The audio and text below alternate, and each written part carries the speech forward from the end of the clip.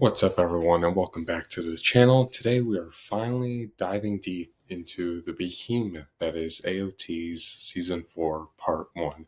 This isn't another season. It is a very massive systemic shift in the series.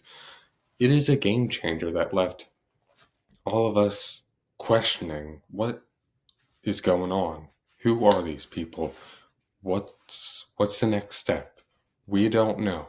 So buckle up because we're about to dive into and unpack this new season and raw emotions, the political intrigue in this season, and the sheer brilliance of its incredible storytelling. Now, this part came out in December of 2020. The pandemic was still in session. We were definitely looking forward to this season, and MAPPA is going to deliver. Yeah, it's MAPPA. It's not Wit Studio anymore. Around 2019 to early 2020, they were like, "Yeah, we're going to move away from this." So MAPPA came in. They knew what they were doing. They had hits like JJK and others in the past, and well, let's buckle up and see what happens. So let's dive into Attack on Titan Season 4, Part 1. Alright, one on one here. Let's dive into and unpack this crazy season. Now, before we get into it, we're going to get some backstory, aka where we left off from Season 3, Part 2.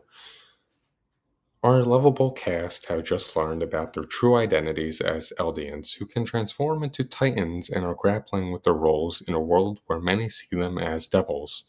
The story shifts focus to Marley, a nation that oppresses Eldians while using them as weapons in its military. Gone are the familiar walls, the desperate struggles against seemingly mindless Titans. Season 4 throws us headfirst into the world beyond Paradise, introducing us to the nation of Marley and its Eldian inhabitants, the very people our heroes have been taught to fear and despise. This immense flip in perspectives is nothing short of masterful. We're forced to confront the complexities of war, prejudice, and the cycle of natural hatred. It's going to be a good one, let me tell you. It's going to be a good one. Now let's start off with main characters who now we're going to be following instead of Aaron, Mikasa, Armin, and the rest. We meet a new cast of characters, the warrior candidates like Gabby and Falco, who have been indoctrinated with Marleyan propaganda, viewing the devils of Paradise as their ultimate enemy.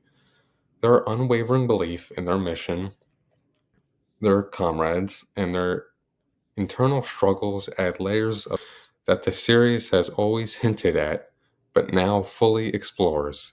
Gabby, in particular, is a force to be reckoned with, driven, skilled, and fueled by a potential mix of loyalty and anger. This part introduces us to new characters such as Gabby Brown and Falco Grace, young Eldian warrior candidates training under Reiner, who we know from the past. Gabby is determined to inherit Reiner's armored titan power, showcasing her fierce loyalty to Marley's cause. Falco, on the other hand, represents a more compassionate perspective, often questioning the morality of their actions against Paradise. He's he's going to be one of the most central characters in the future. He's going to be one of the goated characters in the future. So yeah, buckle up. We're getting right into the next big introduction of this. Now, this, when it came out, oh boy, it was one crazy ride. This sequence is arguably one of the most impactful and visually stunning in this entire series. The sheer audacity of the Paradise's military attack, the calculated chaos, and the devastating consequences are breathtaking and horrifying in an equal measure. We see our familiar heroes, Eren, Mikasa, and Levi, in a completely new light. They're hardened, strategic, and capable of brutal offense. As tensions rise, Marley plans an invasion of Paradise Island to reclaim the founding Titan, aka Eren. The Survey Corps launches a surprise attack on the Marleyan homeland during a festival meant to showcase their military strength. This leads to devastating consequences for both sides. Eren's group infiltrates Marley, leading to an intense battle where they utilize their Titan powers against the elite forces. The true climax occurs when Eren transforms into his attack Titan during the speech of Willie Tybur, where he says, I declare a declaration of war. And when that happened, and Eren burst through that building and was like, no, you ain't. Your ass is mine, basically. Because he thought he was the Warhammer Titan, which he wasn't, which is definitely something. This confrontation highlights not only physical battles but also ideological clashes between those who seek freedom at any cost and those who wish for peace through understanding. Now, this battle between the Warhammer Titan, who wasn't Willie, but Laura Tybur, his sister, is absolutely breathtaking and insane. The fight is crazy. We see Eren is now basically the strongest Titan shifter in endurance. He's able to transform 3 times without getting tired into a full 15-meter Titan. And it's also a great battle. Now, speaking of Eren himself, his transformation in this part is arguably the most significant in the entire series. He is no longer the wide eyed, rage fueled protagonist we once knew.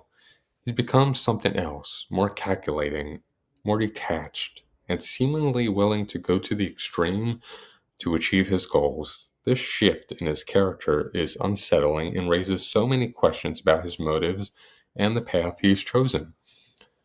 Is he being controlled by the memories of the past? Is he doing the controlling of the past? What is going through that mind of his, and what is going to happen in the future? Is he going to continue to push his friends away? Is he going to continue basically being partnered with Zeke? We do not know in this part. In the next part, we understand everything, but in this part, we do not understand why Eren is doing this, or what could be driving him secretly. Guess we'll just have to find out on this crazy ride called Attack on Titan. Now, let's shift gears a bit. But the conflict isn't just external. Back on the island, we see the growing tensions and disagreements within the military. The emergence of the Jaegerist movement, Eren's radical supporters, highlights the deep divisions and the uncertainty surrounding the island's future. Trust is being destroyed, and alliances are fracturing, adding another layer to this crazy narrative. It's one that we need to see. We need to see how this goes through. Because let me tell you, it's going to be a wild ride.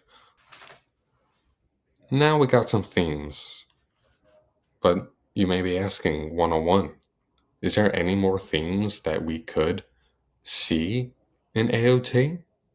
And I could assure you, it's gonna get so much deeper. What makes season 4 part 1 so powerful is its unflinching exploration of more mature themes.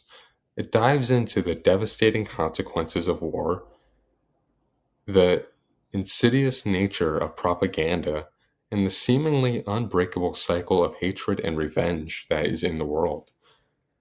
There are no easy answers here, no clear cut heroes or villains.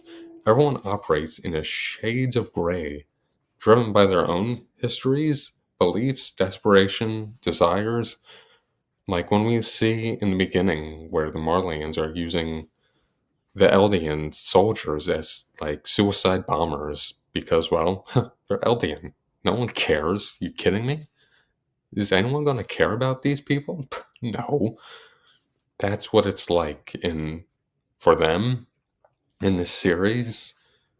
And the propaganda is, whew. It's all over. It's indoctrination. It's what's going on. It's, oh yeah, you guys are evil. No, you are evil. Everyone's evil. And no one's evil. If everyone's evil, who's truly the most evil? Is it one side, the other? What is going on here? And we need to find out why.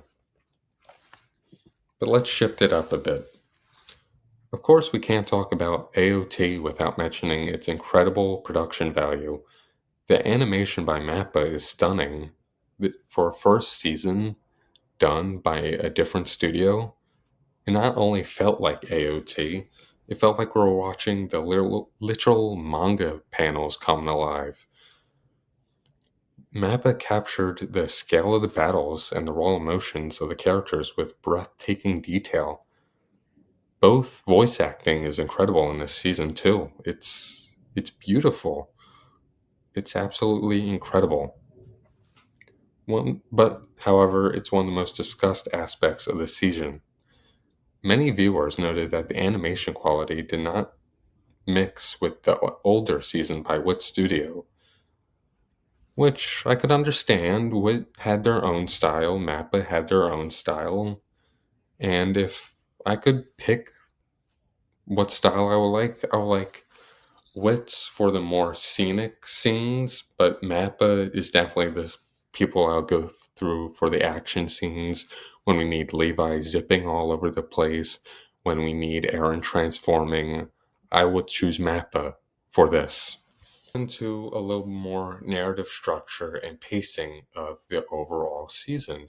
The narrative structure of this part one of the final season, of the final chapter, of the final this, of the final that, I'm just kidding, it was crazy, have been both praised and criticized. On one hand, it is presented as bold storytelling choices. On the other hand, it suffers from a few pacing issues that can distract from viewer engagement. Now, the decision to start with episodes focusing on Marlene's children was seen as a creative way to introduce new perspectives within the story, and how it was basically, oh yeah, we're going to broaden this and we're going to make it so much better, which it did. Like, you can't understand what's going on the outside of the walls without showing us what is on the outside of the walls. Now, with pacing issues, there are significant stretches where action is minimal, leading to feelings of stagnation amongst viewers. But when I say that AOT is more about story than action, it always has been about story ever since season one. Like, what's going on with the walls? What's going on with the Titans? We need the questions answered and not more flashy set pieces like a Dragon Ball episode. But yeah, now with the key thing this season uses is flashbacks. The the use of flashbacks detailing Zeke's history was also met with mixed reactions. I would say these reactions should have not been there because we need more on these characters. We cannot just be focusing on the characters that we've been following. So yeah, that's a few of the narrative stuff that was questioned. A little bit of men's amends, a little bit of, yeah, let's do this. Meanwhile, other people were like, no, let's not do this. Now let's dive into some of those crazy moments and lore pieces that we did not know, but we definitely needed. First off, Levi absolutely being a beast, and he is the beast. The Beast Titan, nah, Levi is definitely the beast in this scenario. When he was just cutting the Titans down in the forest after Zeke was like, yeah, I transformed your comrades into Titans. What are you going to do about it? Levi was like, what am I going to do about it? I'm going to kill these people and then kill you next. Then, obviously, Zeke decided to blow himself up. But anyway, and Levi got a little banged up, missing a few fingers, a giant scar on his face, but water under the bridge. Next was that crazy ending where Aaron was basically walking towards everyone like, yeah, I'm here. What are you going to do about it? come get me if you can. Just his level of aura in that scene was skyrocketing. And I'd say less battle centric, but a more crazy moment was finding out that, yeah, Mikasa is a part of the royal lineage now. It's like, what? When did this happen? Just now. I just put it in the story. It's like, okay, I'll take it. I will take it. In summary, AOT's final part one, represents a very pivotal moment in the story. One marked by both triumphs and challenges. While it may have not reached the visual heights set by earlier installments due to studio changes, but its narrative ambition remains way out there. With rich thematic exploration surrounding war ethics intertwined with complex characters and character arcs driven by emotional engagements, this season ultimately succeeded in delivering everything. Overall, AOT Season 4 is a masterclass in storytelling by keeping you on your toes. You never know what's coming next with this season or story in total. So, yeah, in my opinion, this gets a solid 9.5 out of 10. But what do you guys think? What do you think about this glorious season that was presented to us? And where does it rank in your AOT hierarchy of seasons? In mine, it's definitely in the top 3. So yeah, anyway, signing off. See ya. 101 out. And also, please share, like, and subscribe.